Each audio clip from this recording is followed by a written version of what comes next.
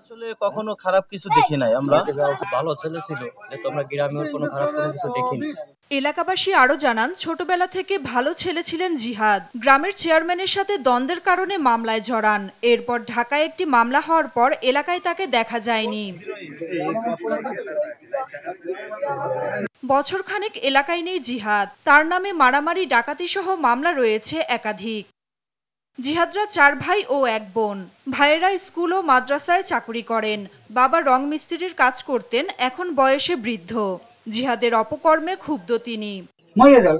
কি হবে, ওদিকে কি হবে, কি বাজারে পচা এক পোয়া মাছের দাম 100 টাকা, ওর দাম তো 1 টাকাও নেই। ওর বিনিময়ে কি আমার কি আরো 2টা ছেলে আছে, হাফেজ মৌলানা মুফতি সাহেব, এবং তার নিজস্ব মাদ্রাসা আছে, একটা ছেলে প্রাইমারি স্কুলে মাস্টারি করে, তাদের মান সম্মান কোথায় এখন? 2019 সালে প্রেমের সম্পর্কের মাধ্যমে জিহাদের সাথে বিয়ে হয় মুন্নি বেগমের। তিনিও জানান, দীর্ঘদিন ধরে যোগাযোগ নেই স্বামীর সাথে। সর্বশেষ ওর সাথে আমার কথা হয়েছে 9.5 মাস আগে। ওর নামে 2টা মামলা ছিল, যে ওই যে চেয়ারম্যান ছিল আমাদের, মানে বিপদে, মানে বিরোধী দলে ছিল, এখানে 2টা দল ছিল। ওর বিরোধী দলের চেয়ারম্যানদের মাথা ফাটানোর ইসে, মানে মারামারির ইসে ওইখানে যুক্ত হয়েছিল। এমপি আনার হত্যায় জড়িত অভিযোগে বৃহস্পতিবার পশ্চিমবঙ্গের বনগাঁ থেকে জিহাদ হাওলাদার ওরফে কসাই জিহাদকে গ্রেফতার করে পুলিশ।